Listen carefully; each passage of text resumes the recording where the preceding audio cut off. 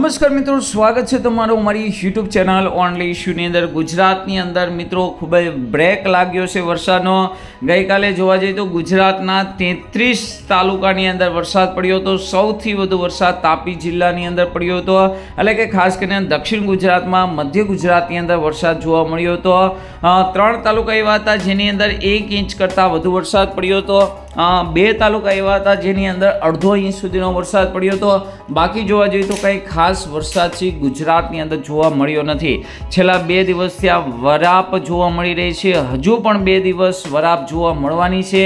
ત્યારબાદ અહીંયા તમે જોઈ શકો છો બંગાળની ખાડીવાળી સિસ્ટમ છે એ હાલ મિત્રો મધ્ય ભારત સુધી પહોંચી છે અને ધીમે ધીમે આ સિસ્ટમ છે ગુજરાત તરફ આવી રહી છે। અને ત્યારબાદ મિત્રો કોઈ નવી સિસ્ટમ બનવાની નથી, એટલે કે આ સિસ્ટમ જ છેલ્લી છે, ત્યારબાદ કોઈ નવી સિસ્ટમ બનવાની નથી। અને તેની હિસાબે જોવા જઈએ તો ગુજરાતની અંદર આ સિસ્ટમ પછી વરસાદનો બ્રેક લાગશે, એટલે કે આ સિસ્ટમ જોવા જઈએ તો 11 તારીખથી લઈને 14 વધીને મિત્રો 15 તારીખ સુધી રહેશે।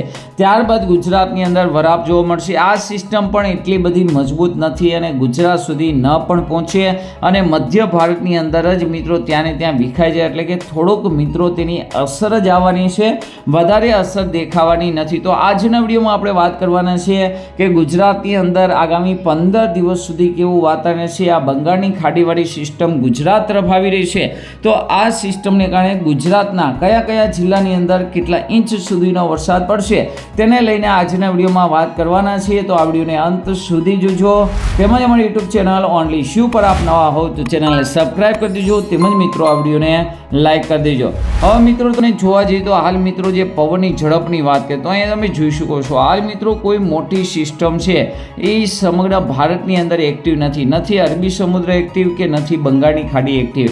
તો અહીંયા તમે જોઈ શકો છો અરબી સમુદ્રમાંથી સતત મિત્રો તેજ પવનો આવી રહ્યા છે।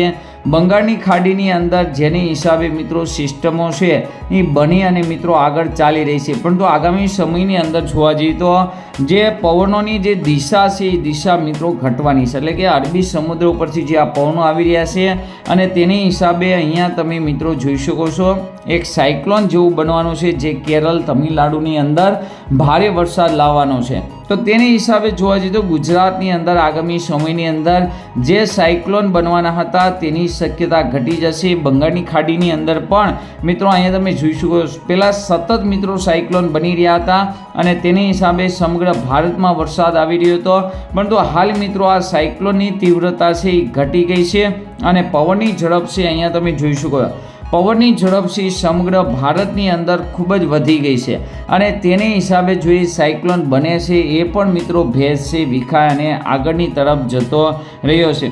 તેની હિસાબે જોવા જઈએ તો આગામી સમયની અંદર વરસાદને લઈને મિત્રો મોટી અપડેટ આપણે જો અહીંયા આપીએ તો અહીંયા તમે જોઈ શકો 10 તારીખે હજુ પણ ગુજરાતની અંદર વરાપ જોવા મળશે, કારણ કે જે સિસ્ટમ છે અહીંયા તમે જોઈ શકો છો હાલ મિત્રો આ સિસ્ટમ છે એ અહીંયા સુધી પહોંચેલી છે અને ધીમે ધીમે મિત્રો 11 તારીખની આસપાસ તે છે અહીંયા તમે જોઈ શકો છો 11 તારીખની આસપાસ ગુજરાતના કાંઠે પહોંચે અથવા મિત્રો તે 12 તારીખની આસપાસ પહોંચે તેવી શક્યતા જોવા મળી રહી છે। અહીંયા તમે જોઈશું 12 તારીખથી મિત્રો આપણે એને શક્યતા ગણી શકાય, 11 તારીખે બહુ શક્યતા નથી। એ પણ મિત્રો ખાસ કરીને થોડાક વિસ્તારોની અંદર વધારો થશે, ભારેથી અતિ ભારે વરસાદની તીવ્રતા છે એ નથી। અહીંયા તમે જોઈશું 13 તારીખે આ સિસ્ટમ હવે મિત્રો માથે આવે છે અને 13 તારીખે તેની હિસાબે જ આ જે બોર્ડરના એરિયાના જે જિલ્લા છે બનાસકાંઠા, સાબરકાંઠા, અરવલ્લી, મોડાસા, દાહોદ, ગોધરા, છોટાઉદેપુર, તાપી, ડાંગ, વલસાડ, નવસારી, સુરત, તો એની અંદર અને સૌરાષ્ટ્રના 2 જિલ્લા ભાવનગર અને અમરેલી, આ 2 જિલ્લાની અંદર અને સુરેન્દ્રનગર પણ આપણે ગણી લેવી તો આ જિલ્લાની અંદર મિત્રો વરસાદ જોવા મળવાનું છે। એ પણ મિત્રો અહીંયા આપણે લેટેસ્ટ આગાહી પ્રમાણે જોવા જઈએ તો 13 તારીખ, 14 તારીખ અને 15 તારીખે તે દિવસોની અંદર મિત્રો ભારે વરસાદની શક્યતા જોવા મળી રહી છે। જ્યારે 16 તારીખે કચ્છના કેટલાક ભાગોની અંદર અને ઉત્તર ગુજરાતની અંદર અને જ્યારે કચ્છની અંદર આ સિસ્ટમની અસર હોય છે ત્યારે મિત્રો જામનગર, દ્વારકા અને પોરબંદર આમને પણ મિત્રો ગણી લેવા, કારણ કે જ્યારે કચ્છની અંદર શક્યતા હોય છે ત્યારે આ વિસ્તારોની અંદર પણ વરસાદ જોવા મળતો હોય છે। તો તેની હિસાબે 17 તારીખ સુધી ગુજરાતની અંદર વરસાદની આગાહી છે। ત્યારબાદ મિત્રો આપણે જોવા જઈએ તો બંગાળની ખાડીની અંદર કોઈ મોટી સિસ્ટમ બનતી નથી અરબી સમુદ્રની અંદર મિત્રો ખાસ કરીને અહીંયા કેરળ, તમિલનાડુ, મુંબઈ, ગોવા સુધી મિત્રો ખાસ કરીને ભારે વરસાદની આગાહી છે. પરંતુ ગુજરાતની અંદર વરાપ જોવા મળશે, તેજ પવન ફૂંકાશે, જે મિત્રો ખેતીના પાક માટે આવું જ મિત્રો છે એ સારામાં સારું ગણાય. કારણ કે નીંદણ છે એ ટાઈમે થઈ જાય, સાથે સાથે બેલી પણ હાલી જાય, જેને લઈને પાકની અંદર પણ સૂર્યપ્રકાશ મળવાને કારણે મિત્રો એને પણ વધારે પાણી ન નડે અને વ્યવસ્થિત પાક સારો થાય એવો મિત્રો જુલાઈ મહિનો છે. અને જુલાઈ મહિનાના એન્ડની અંદર ફરી એક વખત મિત્રો બંગાળની ખાડીવાળી સિસ્ટમ એક્ટિવ થાય અને ગુજરાતની અંદર વરસાદ આવે તેવી શક્યતા હાલ મિત્રો જોવામાં આવી રહી છે. બાકી ભારે વરસાદની હાલ શક્યતા જોવા જઈએ તો ગુજરાતની અંદર જોવા મળી રહી નથી.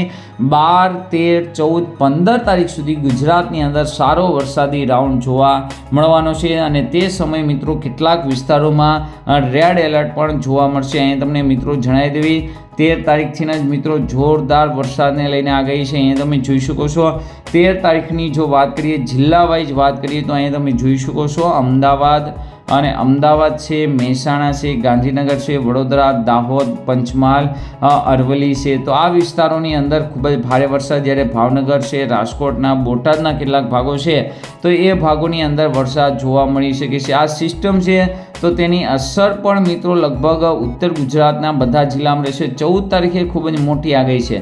14 તારીખે તમે જોઈ શકો છો ગુજરાતની નજીકથી મિત્રો રેડ એલર્ટ પસાર થઈ રહ્યું છે અને સિસ્ટમ આખી પસાર થઈ રહી છે, જેને લઈને ઉદયપુર છે, રાજસ્થાનના કેટલાક ભાગો છે, મધ્યપ્રદેશના ભાગો છે, આ ભાગોની અંદર ભારે વરસાદ પડશે, જેને લઈને સાબરમતી, મહી નદીઓની અંદર ભારે પૂર આવશે અને તેની અસર કેટલીક વખત ગુજરાતની અંદર પણ જોવા મળશે. અહીં તમે જોઈ શકો છો પાલનપુર છે, બનાસકાંઠા, સાબરકાંઠા છે, મહેસાણાના ભાગો છે, ગાંધીનગર, દાહોદ, ગોધરા, અરવલ્લીના ભાગો છે.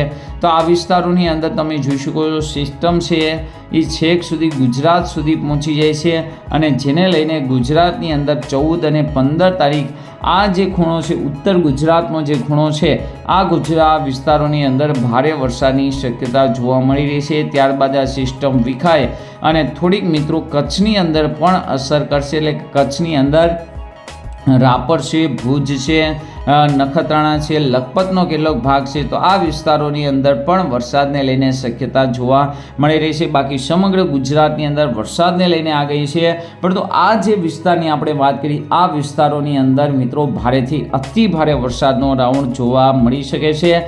છૂટાછવાયા વિસ્તારમાં જો કે આ સિસ્ટમ છે હજુ પણ જુદી જુદી રીતે પોતાનો ટ્રેક બદલી રહી છે અને મધ્ય ગુજરાત, મધ્ય ભારતમાં થઈને આવી છે. તો તેની હિસાબે તેમાંથી નીકળતી તાપી નદી છે, નર્મદા નદી છે, મહી નદી છે અને સાબરમતી નદી છે. આ તમામ નદીઓની અંદર ભારે પૂર આવવા મળશે અને તેનો પ્રવાહ પણ વધુ રહેશે, જેને લઈને આ નદીઓ પર જે આપણી ગુજરાતની જીવાદોરીઓ છે તેને ખૂબ જ ફાયદાકારક રહેશે. તો આજના વિડીયોમાં આટલું જ. અસ્તુ. જય હિન્દ, જય ભારત.